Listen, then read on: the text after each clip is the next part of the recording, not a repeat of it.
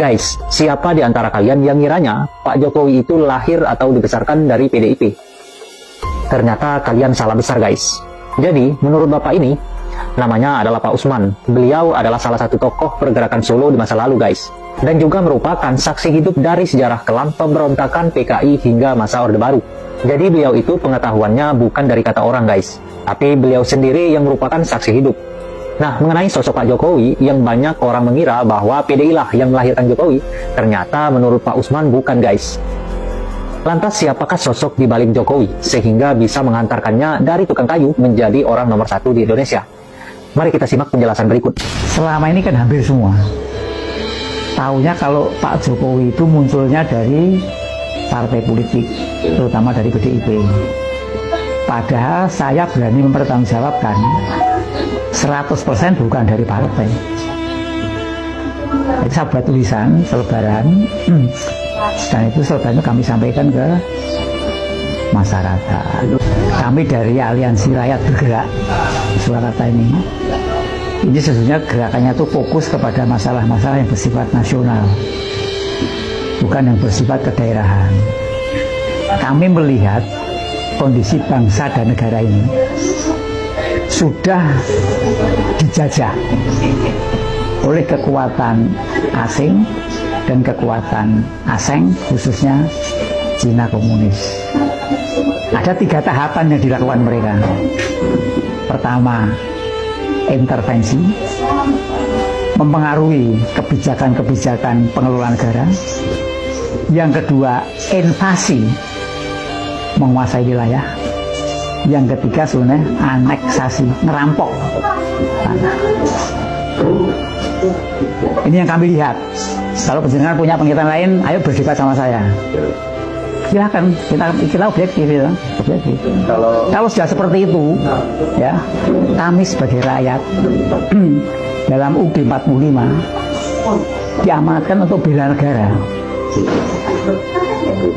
Apa kami harus nutup mata, nutup telinga? Ya seperti itu. Itu fakta. Jadi gini,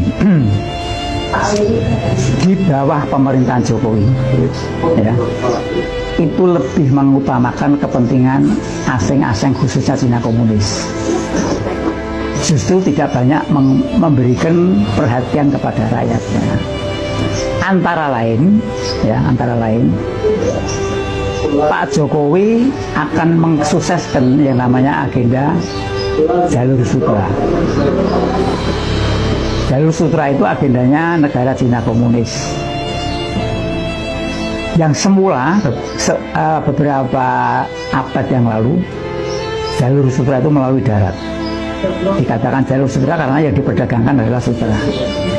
Tapi dimulai tahun 21 itu akan menggunakan jalur maritim. Harus menguasai pesisir, antara lain lewat Selat Malaka.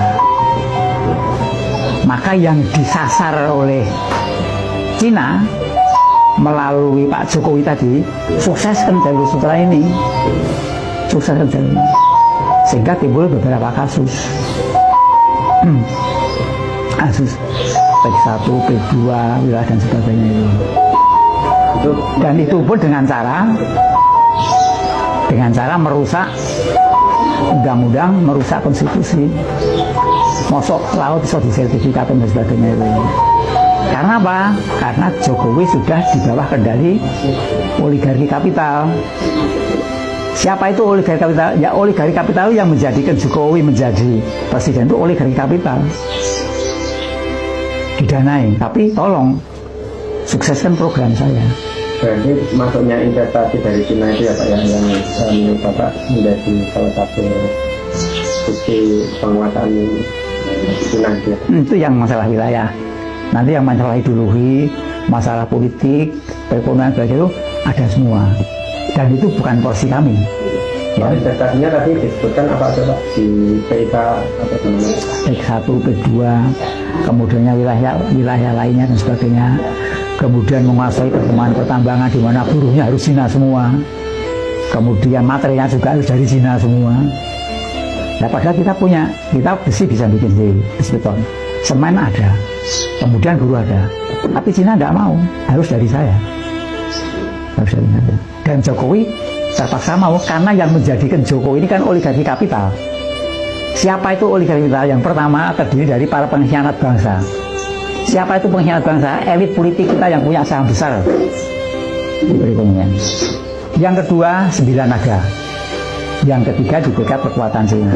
Ini 3 ini luar biasa. Maka gerakan kami sekarang ini berbeda dengan menghadapi tahun 66 dan 98.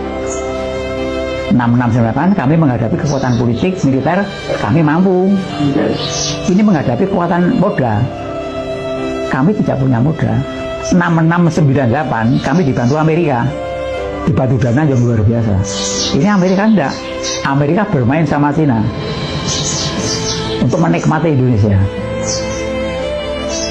Itu yang terjadi seperti itu. Ini yang masyarakat harus tahu, rakyat harus tahu. Jangan menutup mata, nutup telinga. Kalau Jokowi itu betul-betul dari PDI, tidak bakalan seperti ini. Tidak mungkin PDI membiarkan. Maka pada waktu minta diperpanjang atau berbeda, Bu Mega kan tidak mau, karena sudah tahu kelakuannya seperti ini. Bukan di bawah kendali partai, di bawah kendali oligarki kapital tadi.